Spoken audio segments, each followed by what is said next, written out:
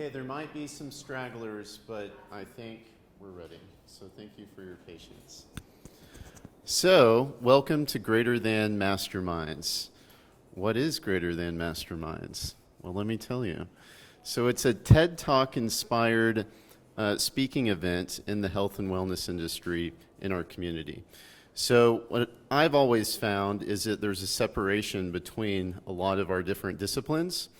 And I think bringing together a like-minded group of people that their purpose is to help our patients and clients, but also, gain knowledge from each other is super important. And that's why we created the Greater Than Mastermind series. And we're happy to be back here because COVID kind of set us back a little bit. But we have a topic every Masterminds that we have, and this topic for this year is pelvic floor therapy, which has been kind of a hot topic the last year or so. And I think it's a really overlooked issue that so many people have. And fortunately, we have some experts here to help us get a little more information on it, as well as some really cool new techniques that most of us probably don't know a lot about. So the way this is going to work is we're going to do a 15-minute presentation per speaker, and then we'll have 5 to 10 minutes of Q&A after each speaker, and then we'll take a little break to change over. We'll try to keep that like a 5-minute maximum. You can go to the bathroom, you can get one of our juices from I Love Juice Bar. They're really good. They've been our partner forever. And then one of our nonprofit partners, Dallas Wheelchair Tennis Group, is out there as well. And if you want to learn a little bit more about them, they have a lot of information over there, and they're awesome people. So without further ado, we're going to introduce the first speaker. Dr. Amelia is here from Genesis PT, and she is going to give us kind of a rundown of the physiology and what is pelvic floor therapy and all that good stuff. So without further ado, Dr. Amelia. Okay, so this is going to clip on your pants. Okay, love it. We're official here. Got it. Sorry guys, apparently I didn't wear the right pants today. There we go. Beautiful. It's okay, we'll clip that part. Cool. Got it? I think so. Okay, cool. Hi, you guys. I am so sorry, first off, about my voice. I'm dealing with like a lot of bouts of allergies this week, so I'm super congested. So sorry, thanks for sticking with me. But I am from Genesis PT and Wellness. We are one of many pelvic floor PT practices in the area. We see anybody with a pelvis. We have people who specialize with men, and then people who don't identify either way. And I'm at our Dallas location. I'm the director of the Dallas area, but we have locations now in Midlothian, Addison, Richardson, and Fort Worth. So we've kind of expanded a lot over the last couple years since our owner, Becky, started. So just to give you like a quick overview, if you're like, what the hell is pelvic floor therapy? We see anybody with a pelvis. These are some common issues that we treat people for, and I'm sure Taylor will go over more of this too with like the TMJ jaw part, which is really cool. But honestly, most of us have a background in pediatrics or orthopedics, so we can kind of do anything and everything. There are definitely people we see just for like hip pain and neck pain and all that fun stuff. And then these are just kind of some general things that we do in our treatments. Again, very much similar to to regular orthopedic physical therapy. But then there's just like an added component of the internal work potentially, if that's something you need. So, you can ask me more questions later if you're like, what does that mean? But what is the pelvic floor? So this picture here is a male pelvis, and when I say male and female in this presentation, just know that I mean purely from an anatomical standpoint, okay? So just like not trying to offend anyone. But this is a male pelvis here. These are female pelvis. There are 3 layers to the pelvic floor, and they all kind of attach in and around a few bones, being the coccyx, your 2 sit bones, and then the pubic bone in the front. So the pelvic floor is layers. It's multiple muscles all working together to kind of do the same thing. And in that, we have a bunch of different jobs of the pelvic floor. And again, we've got some female models and a male one here as well. The pelvic floor is super diverse, and it's always working for you. So that's the really cool part about it, is that even when everything else is not working at its best, and the pelvic floor included in that, it will never not quit on you. So that's amazing. Now, as you think about how the pelvic floor works, we like to call it like a trampoline effect, okay? And this picture is a little gruesome on that, but the pelvic floor moves as we move and as our core is working up and down like a trampoline. So when pressure is being added to it and when work is being put on it, it will expand and it will contract in an up and down fashion. So ascension and descension are the main two things I kind of want you to think about when you think of the pelvic floor, which is really unique because when you think about other muscles, you're just thinking, oh, they shorten and then they lengthen. But the pelvic floor does that plus that ascension and descension. So if you think about differences in like certain pelvic floor issues, thinking like an overactive pelvic floor, this is probably one of the most common things that we see, which is probably not what you would think, because most people think like, oh, I have a weak pelvic floor, it's not very strong because I'm having leakage or heaviness or some other sort of issue, and of course that's usually with females, but overactive pelvic floors can cause a lot of problems. So tension is probably like the number one thing that we see happening at a pelvic floor. And when that's happening, imagine how that pelvic floor cannot move in that trampoline state. It's not able to fully descend and accept that pressure or that weight, right? But then on the other side of that, if you do have an underactive pelvic floor, well then it may just constantly be in that descended, relaxed state all the time, and it can't recoil in the way that you want it to. So both are equally problematic, just different ways of thinking about it. So in that respect, we're going to come back to this slide in a second, but in the respect of the trampoline aspect, I want you to think about like the core system, right? I think when we talk about the core, we most of the time think about our abdominal muscles, which is true, but they're not the only part of your core system. And the core has like a bunch of major features to it, and I like to call it like a soda can. And when that soda can is taking on pressure or letting go of pressure, that core system fluctuates, right?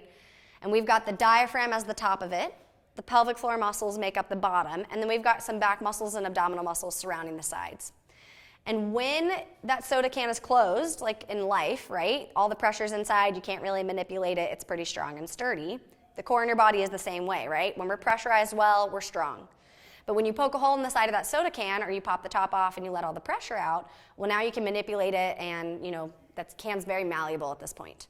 Core in your body is the same way. When we're not managing that pressure well, it can be manipulated easily. So that means compensations, pain, any sort of dysfunction, kind of in that same aspect. Does that make sense with me?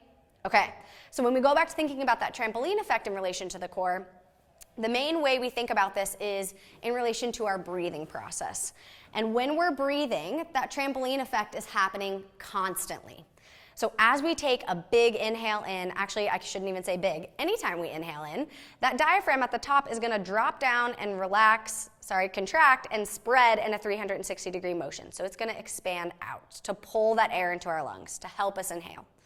When it does that, for lack of a better term, it's kind of squishing our organs a little bit, and they're going to have to move down because of the space that it's taking up. So when that occurs, our pelvic floor is smart enough to come down and relax at the same time as the diaphragm contracts. So this effect that you're seeing here, this pistoning, occurs every single time we breathe. We inhale and they move down together. We exhale and they come up together. So that trampoline effect is happening with every single breath you take, or it should be happening, right? So we should see that trampoline effect kind of dropping down as we inhale and recoiling back up, so contracting just a little bit as we exhale. So if we test this theory out with proper efficient breathing, which is what we call diaphragmatic breathing, sometimes you can kind of feel that effect. So we're going to test this theory a little bit, okay? So even just as you're sitting there, I want everyone to put their hands on their rib cage. You're thinking on the sides, you're not trying to squeeze yourself or hurt yourself, just a little bit of pressure here. And I want you to take a nice easy inhale in through your nose. And then do you feel like you're feeling rib cage movement? Raise your hand if you do after you take a nice easy inhale.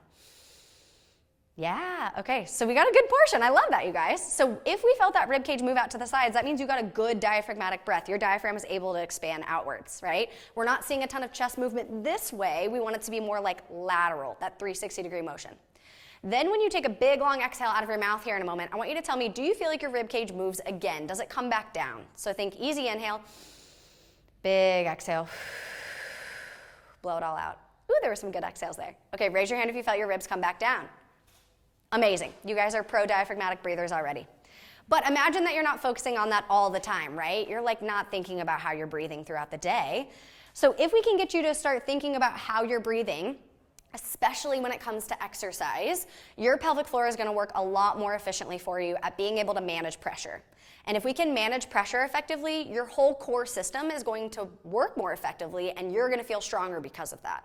Because remember, the core's job is to manage pressure so that our limbs can move off of a sturdy base. So if we don't have a sturdy base to move from, that core can't do its job. And that's why I feel like we hear tons of people say, like, I've done all the ab work, but I just don't feel strong. And it's probably because they're not breathing well. So this diaphragmatic breathing, what we just talked about, focusing on your rib cage and inhaling through your nose and out of your mouth, is like the best thing you can do for yourself, truly, and for your pelvic floor. And I know that sounds really simple and rudimentary, but that's how it goes. Like sometimes the simplest things, the basics, are what we kind of forget to do.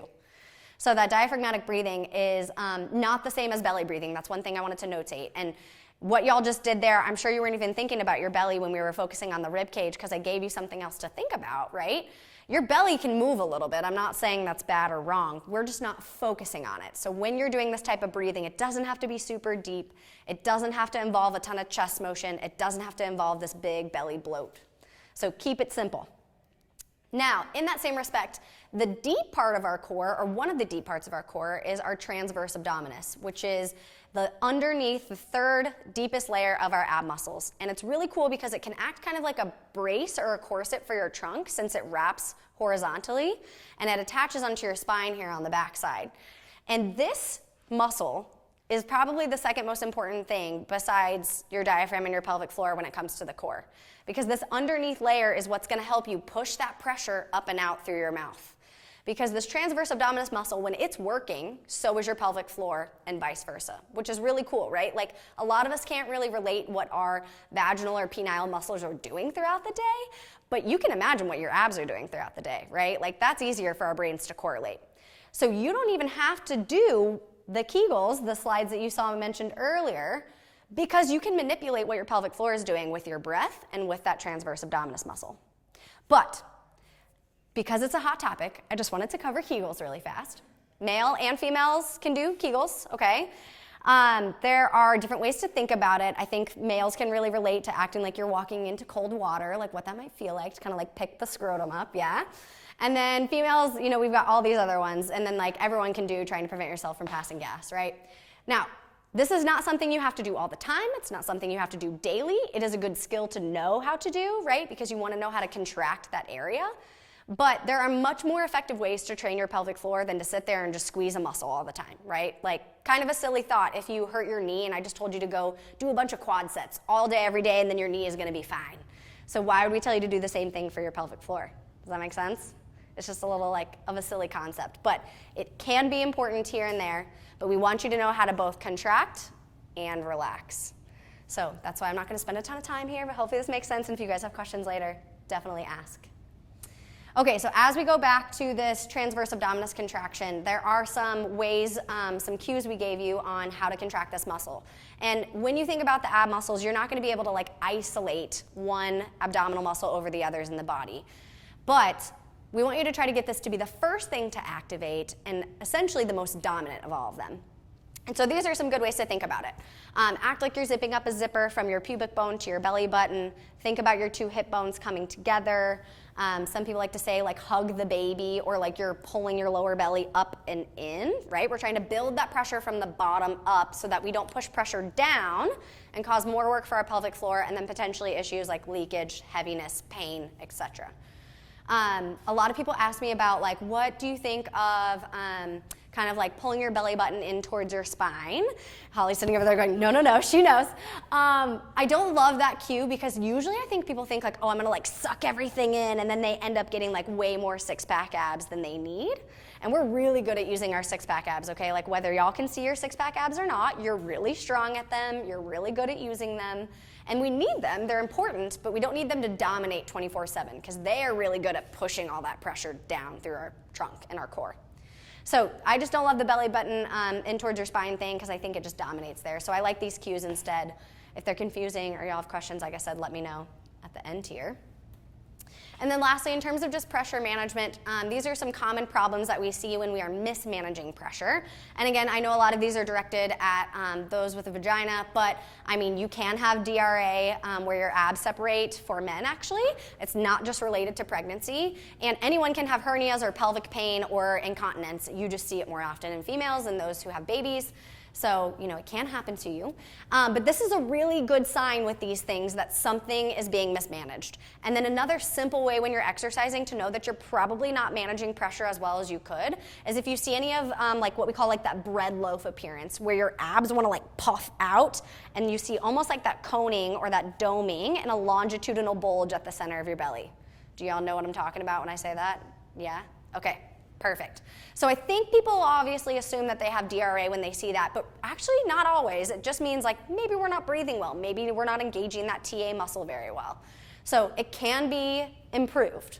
But like I said, these are just some common ways we see pressure being mismanaged. Now, when we're thinking about how to properly manage pressure when you're exercising, I already mentioned, of course, the diaphragmatic breathing is number one, and then that transverse abdominis muscle is another great thing to keep in mind. But when you are exercising, the biggest thing you can do is kind of cadencing your breathing with what your movements are doing. So we like to say exhale where the effort is, or some people will say like blow before you go, right? So let's say you're gonna go and do a deadlift and you're down here, you're ready to pick up your bar. The effort is gonna be when you're coming up against gravity, right? So you're gonna inhale to prepare, we're gonna exhale as you come up. Same thing with squats, same thing with lunges, split squats, deadlifts, it's kind of all the same, right? We inhale on the way down into the movement, we exhale as you come up. Fighting gravity is the effort. Does that make sense? Now, some people like to debate this when they're talking about heavy weightlifting and we talk about the VALSALVA maneuver. I am by no means saying the VALSALVA maneuver is bad. I like the VALSALVA maneuver because it helps you like properly get a good core connection. But this is used only when you're at like about 65% or above of your 1 rep max. So I'm talking people who are doing like heavy weightlifting, Olympic weightlifting, powerlifting. Now, if you're like, I have no idea what my 1 rep max is, that's okay. Then just breathe as it feels appropriate. If the weight gets to be too much to the point where you're like, I could not exhale through that movement, okay, then we probably need to switch to a little bit of a VALSALVA. But I think sometimes the way VALSALVAs are taught can be confusing and it can make you hold your breath and then you're actually mismanaging pressure. So we just kind of wrote out in here how we would say a proper VALSALVA goes, right? You would inhale before you do the movement. You would get that good lower abdominal brace, right? That whole lower belly up and in concept. You would go through your movement and then you would exhale as you get to the end of that movement. So again, if I'm exemplifying a deadlift, because I'm just here and it's easy to think about, we would inhale, we would brace, we would do our movement and exhale as we get to the top. Does that make sense? Beautiful.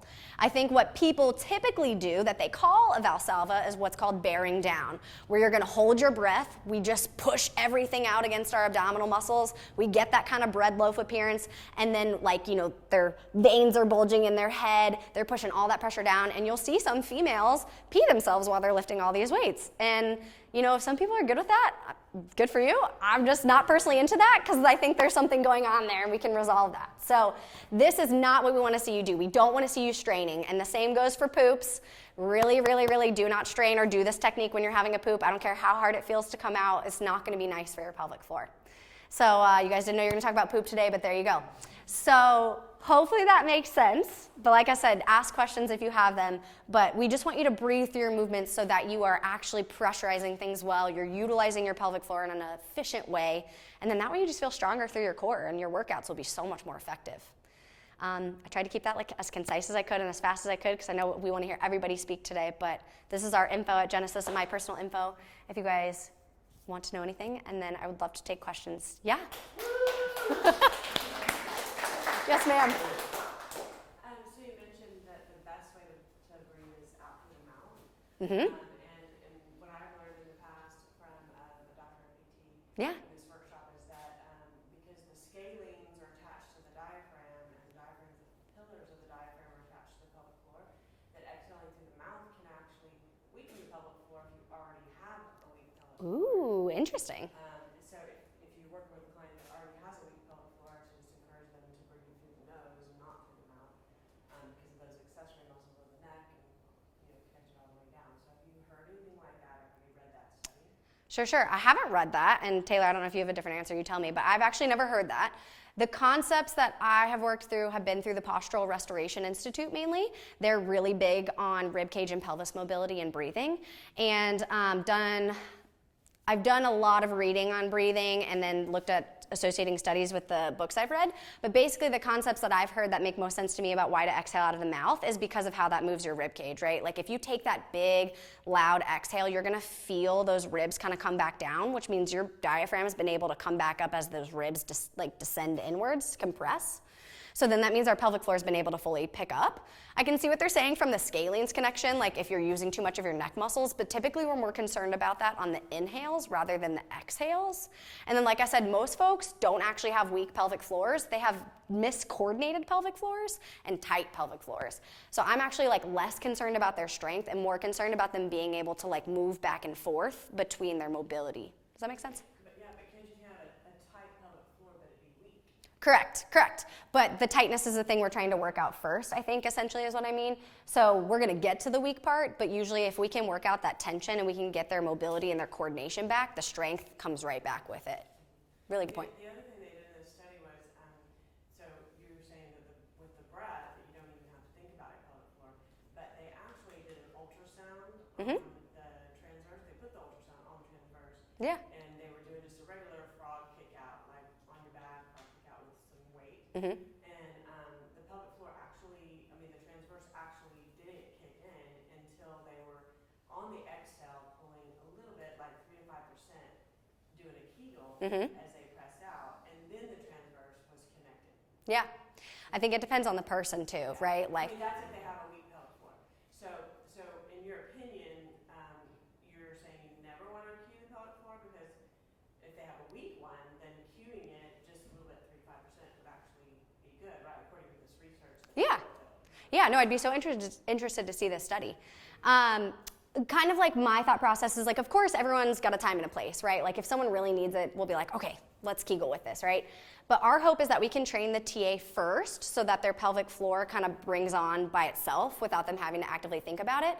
I think my argument there is like, how often were you having to think about your pelvic floor as like a teenager or exercising in your day-to-day life until there was a pelvic floor problem or until there was pain, right? So why would you have to think so hard about it now? We want it to kind of be automatic and anticipatory and involuntary like the pelvic floor normally works like 99% of the time. So I'm not saying it's bad necessarily. I just would rather like try to get it back to its like pre-problem state, if that makes sense. But I'm so interested to see the study. I would love, if you can send it my way. That's cool. Yeah. First thing, do you mind repeating the question in the microphone so that the people online can Yes. hear? And because you can't hear very well. Sure. Number two, I think something that even in people who don't know a lot about physiology and stuff like that, everyone in here can think of pelvic floor dysfunction and weakness and maybe think about their moms on the trampoline. I love the trampoline picture. Yeah. Because my mom and a lot of my clients who are moms are like, yeah, no more trampoline for us, we just pee on it. So can you kind of explain maybe what's going on there and how somewhere like Genesis would be a great place for those people? Yes. Before I answer that, do you want me to go back and kind of repeat her question a little bit so that it's on here? That's okay. Okay. Just wanted to make sure. Okay, so why does jumping on a trampoline or something of the like cause urine leakage? Is that the question? Yeah, specifically after pregnancy. Yeah, so I think obviously, pregnancy for better or for worse is kind of, this is not a nice term, but it's almost like an injury to the area, right? I mean, the pelvic floor is very much impacted, and its job during delivery is to kind of get out of the way so that human can come through. And so for whatever reason, if baby's position is not 100% right, the person couldn't relax very well, hormones, there's lots of factors going on, and there was some issue there, meaning like some sort of tearing, excess bleeding, anything with the placenta afterwards. I mean, there could be a slew of things going on there. The pelvic floor needs some healing time, and things can be long-term impacted from that if it's not rehabbed appropriately. So trampoline leakage can happen to honestly anyone at any time. You don't have to have babies or not. I know plenty of those with a vagina have issues with that, and they have never had children. But the main thing, again, is that they're not managing pressure well. Why that could be happening could be honestly like so many different issues. And that's kind of like what the rehab process is looking at. Is it how their foot is hitting the ground or the trampoline, I guess, in that respect, and that they're not able to control their foot-ankle motion very well? Because when this is a whole other conversation, but when we pronate or when we go into the inside of our foot, that activates everything kind of like through our adductors up into our pelvic floor so that it can ascend or recoil, like going back up into that trampoline effect. So could it be something going on at the foot and ankle and how that's going up the chain? Could it be hip strength deficits? Could it be that your pelvic floor is in a weird position, meaning your pelvis isn't in a neutral position in that moment, so your pelvic floor is having to work from a different starting point than where it normally does? So maybe it's already descended before they even get on that trampoline, and then when they get on the trampoline, it can't fully recoil because it's already in this descended state, if that makes sense. Could it be that they just weren't breathing the whole time because they were nervous they were going to have leakage, so then that actually caused the leakage? Were they just like kind of holding their inner thighs so tight the whole time? There was so much tension in the pelvic floor that it couldn't do its thing. It could be any number of those things. It's usually a combination. It's usually not just one. But I would love to say that there's a simple answer to that question, but there's really not. Again, Taylor can tell me different in her experience, but we find that it's usually a conglomerate of all of that stuff. Yeah.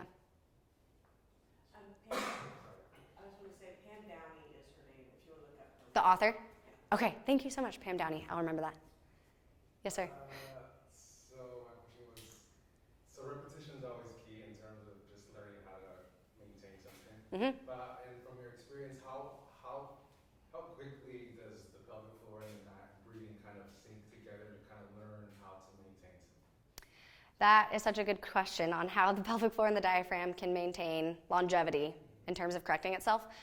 You know, I have seen people have like symptoms resolved just from diaphragmatic breathing and working on their TA, which I know sounds crazy because normally I would like to take them past that too and like retrain a bunch of other systems. But we've had some clients who like just at baseline value, that was the one thing that was really not going well, and they did that, and then they like got back into exercise on their own and they were fine. And then there are folks who that takes a good like 3 to 6 months to really make that connection, because honestly I think exercise is the easiest to get that diaphragmatic breathing going because it's very like cadenced, right? Like you can tell I'm going to breathe in here, I'm going to exhale here, whereas like life we're just breathing all the time, or like cardio activities even, you know, you're just breathing as best you can diaphragmatically as long as you can. So honestly, weeks to months I would say. But I have seen it happen in like 3 to 5 days, and even my mind is blown sometimes. I'm like, okay, really? Like that was just it? Okay. Like I'm not gonna, don't fix what ain't broken, but I've seen it happen. Good question. Yes, sir? Are there any, or have you seen any correlation with postural patterns or things like that that continuously inhibit the pelvic floor and the diaphragmatic? And like if you get them coordinated, you get them working, but then somebody goes off and you can't figure out why you keep coming back. Yeah. Like I know what your postural deviations typically look like, I know what you typically do, but I can't figure out why it just does not stay. Like what are you doing on a daily basis? Yeah. That is continuously disrupting This pattern, yeah. I think posture can be a big influencer, and like I said, the Postural Restoration Institute, if you look into that, they have a lot of great stuff on this. It's all about how the rib cage and the pelvis work together and all the skeleton parts around that. So when our ribs are properly stacked on top of our pelvis, meaning we're in like this nice neutral position, essentially, pressure and air can flow through there most effectively, right? So that makes your diaphragmatic breathing more efficient. That makes your pelvic floor work better. So overall, your core is stronger. So 100% yes, but also as humans, we have to be able to work out of that position and be okay there sometimes too, right? So that's why we say like we try to get people as close to neutral as we can in like the PRI kind of thought, and then we try to like integrate outside of that as well. And I'm not somebody who like only treats PRI wise. I think it's just a good example, but yeah, we like to try to get them comfortable in that neutral position again, make them feel strong there, and then how can we make you strong outside of that position too? Right. Does that make sense? Does that kind of answer your question? It does, yeah. It's just I find this, what I feel is probably this one lady's problem. We've identified these postural things and we continuously work on them, and we've been working on them for years, and she's somewhat mindlessly absent sometimes, and a lot more than most of my folks, and that's why she finds herself in these same postural positions. Sure. So I just didn't, yes, the correlation between that, but it's just, it goes out so quickly all the time. Yeah, that's interesting. Even in between seeing me going towards another practitioner within a few hours. Yeah.